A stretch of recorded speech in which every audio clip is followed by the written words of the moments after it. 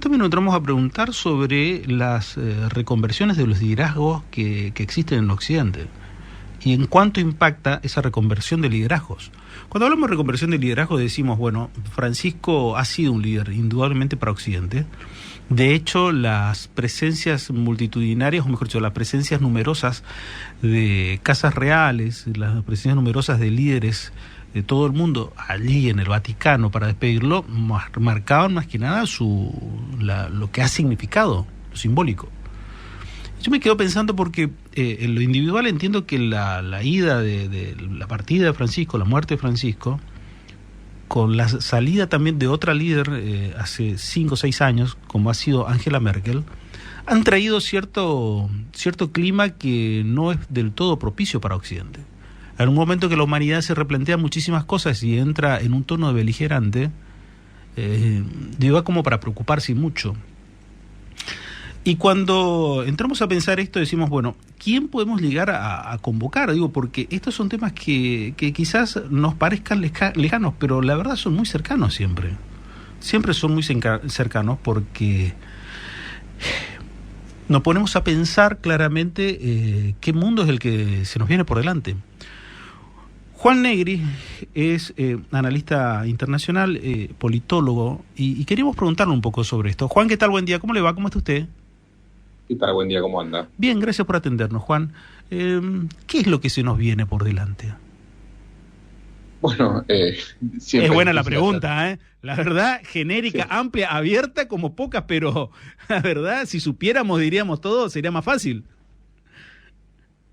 Sí, está claro que estamos en un mundo donde el declive de la hegemonía estadounidense es muy evidente, el ascenso de China ya es una realidad, y un mundo que se define en esos términos, ¿no? En la guerra en muchos planos entre ambas potencias. Y Juan, en esto, la figura de lo que decía la Iglesia sobre quién será el nuevo Papa, ¿crees que puede llegar a tener una injerencia o deberá trabajar en consonancia con algún tipo de pensamiento global hoy? Bueno, es decir, el Vaticano no es una potencia ni militar, ni económica, ni tecnológica, sino que tiene un ascendente espiritual, digamos, desde el punto de vista de lo simbólico, ¿no? Entonces, el papado sí puede convertirse en una voz. Y yo creo que la partida de Francisco lo que implica es precisamente la partida de una voz, ¿no? De una voz progresista en lo que tiene que ver en la arena mundial.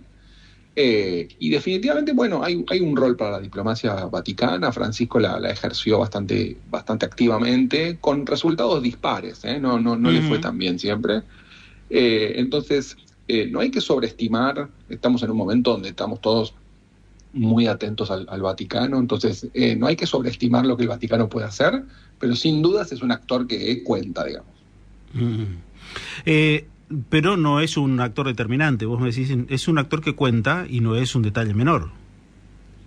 No es un detalle menor, no, definitivamente, pero no creo que tengamos que pensar que el Vaticano, por ejemplo, va a ser determinante en la guerra comercial con China o en los futuros conflictos del mundo, etcétera. Es decir, insisto, en relaciones internacionales se habla muchas veces de poder duro y poder blando, ¿no? Es decir, el poder duro son los fierros, ¿no? Es decir, la capacidad tecnológica, militar, etcétera. Bueno, el Vaticano no tiene nada de eso.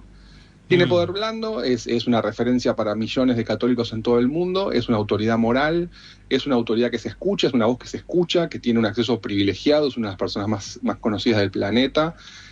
Si uno es un papa, uno no, pues yo no lo voy a hacer, pero los papas sí pueden aprovechar eso, como lo hizo Juan Pablo II, como lo hizo Francisco, pueden ser influyentes. De hecho, Juan Pablo se habla del rol que tuvo en la caída del comunismo en Europa del Este, claro, desde donde él venía. Sí. Pero tampoco sobreestimar eso, ¿no? Es decir, estamos hablando de un actor que tiene armas más limitadas para ejercer una influencia. Y te pregunto, en esa suerte de reconfiguración a nivel global, como recién lo decías, de la geopolítica, marcaste un poco la pelea entre Estados Unidos y China, y hoy por hoy, como se ve especialmente en el medio del conflicto de Rusia, que todavía no se termina de dirimir, el tema de Rusia y Ucrania, ¿forma parte de la pérdida de poder de Europa en sí? ¿Europa ya es un tercer o cuarto actor? Sí, definitivamente. Europa hoy no es el continente, digamos, no es el actor geopolítico relevante, está en una segunda línea, por supuesto, no es irrelevante, pero en parte por las herencias de de la Segunda Guerra Mundial quedó en una posición muy debilitada en términos de, por ejemplo, su capacidad energética o su defensa, ¿no? Que son, depende de Rusia para la energía, depende de Estados Unidos para la defensa, y eso lo ha dejado en una posición un poco endeble. Así que yo diría que sí, sí, no podemos decir que sigue relevante, es una potencia económica, por ejemplo, es una potencia comercial, tecnológica, son sociedades ricas, ¿no? Es decir, las europeas en su mayoría son sociedades ricas, es decir, no estamos hablando de un actor irrelevante, pero sí geopolíticamente hoy el conflicto pasa más por China y Estados Unidos, como decíamos, y Europa juega un poco más de costado, ¿no? Es decir, es un escenario relevante, pero no es un actor determinante. En ese escenario, ¿cuánto le influyó especialmente a Europa la salida de Gran Bretaña del Brexit? Debilitó más a Gran Bretaña que a Europa, creo yo. Es decir, es más asimétrico la pérdida, pero definitivamente Europa pierde, bueno, digo, potencia comercial y sobre todo yo creo que deja una imagen de una Europa de la que se quieren ir. Es decir, si bien eso, el Brexit, una de las cosas que generó el Brexit es que fue tan complicado y tan perjudicial para Gran Bretaña que la mayor parte de los países que tenían partidos anti-Europa, ahora no están planteando irse, por ejemplo, el caso de Francia. Pero lo cierto es que generó como una imagen también como de debilidad, ¿no? De una Unión Europea que no encontraba el rumbo y que sigue sin encontrar el rumbo en algunos aspectos. ¿El enemigo cambió de eje? ¿El enemigo dejó de ser el terrorismo como era hasta hace 5 o 6 años y pasó a ser otro? ¿El enemigo pasó a ser el comercial, lo económico con China? Depende a quién le pregunten. Es decir, yo creo que en Estados Unidos, por supuesto, está más preocupado por China que por el terrorismo islámico, por ejemplo, que era la preocupación en los 2001, después del 11 de septiembre, etcétera, ¿no? Pero yo creo que en Europa sigue siendo una problemática fuerte. No diría solamente el terrorismo, pero sí toda la cuestión cultural vinculada al Islam, ¿no? La inmigración, un poco también el terrorismo, es decir, toda una cuestión, una problemática vinculada a la idea de nación, que es un concepto que en Europa está como en entredicho, digamos, ¿no? Es decir, bueno, ¿qué somos? ¿Cómo combinamos la identidad europea con la identidad nacional? Eso es una cosa que creo que en Europa se discute mucho, ¿sí? O sea, la idea de decir somos todos europeos, somos todos realmente ingleses o franceses, cuando en realidad nuestra gran comunidad pasa a ser africana, musulmana, hindú, por ejemplo, por decir alguna de las comunidades.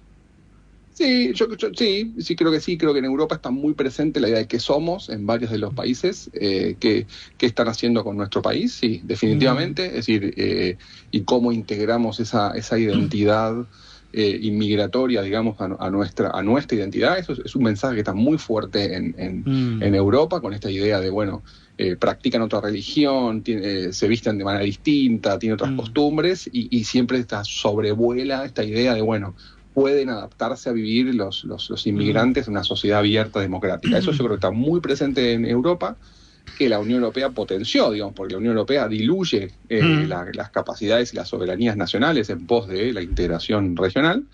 También está presente en Estados Unidos igual, es decir, Estados Unidos con la cuestión de la inmigración también es importante.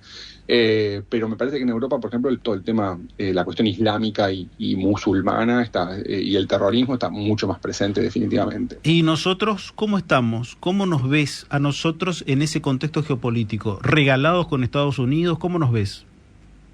Bueno, eso es una manera de ponerlos. Creo que el gobierno argentino claramente en esta administración tomó un camino. Yo creo que el gobierno lo que ve, esto es lo que yo creo que el gobierno ve. El gobierno ve una nueva guerra fría, digamos, en la que hay que tomar partido y que vamos a estar mucho mejor del lado estadounidense que del lado chino. Y yo creo que se apoyan en decisiones de política exterior que tomó la Argentina en el pasado, es decir, cuando vino la Primera Guerra Fría, la Argentina quiso ser neutral y no le fue bien en esa oportunidad, es decir, Estados Unidos se lo hizo pagar.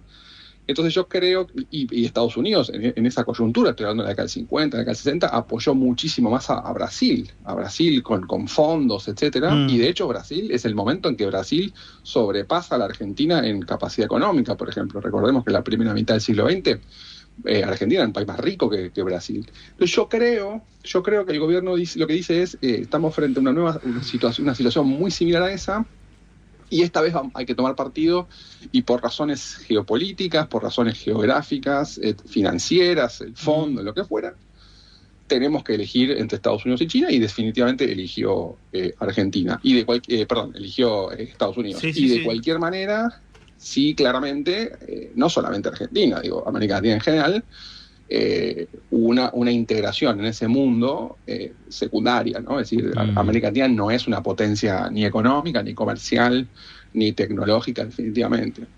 Pero si yo veo los indicadores económicos, absolutamente todos, digo, los veo a China ascendiendo en todos en los últimos 15, 20 años, y Estados Unidos descendiendo en una buena proporción también en la última década.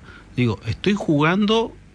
cualquiera te diría en términos vulgares, por eso te llamo para preguntarte a vos, ¿estaríamos jugando a perdedor?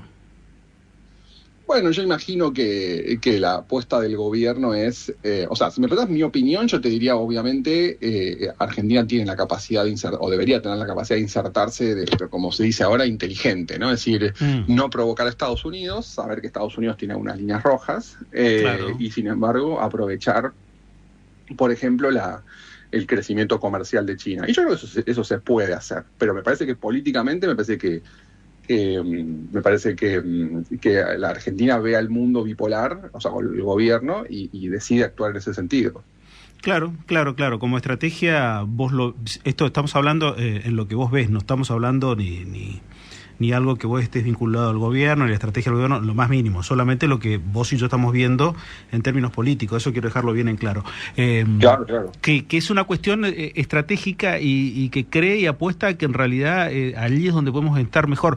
Pero la conexión con China, ¿es real? ¿Vos ves algún gesto hacia China? Digo, porque en el estilo de nuestra gestión actual se es tan disruptivo que no se lo ve. Yo por lo menos no observo una cuestión vinculada a eso.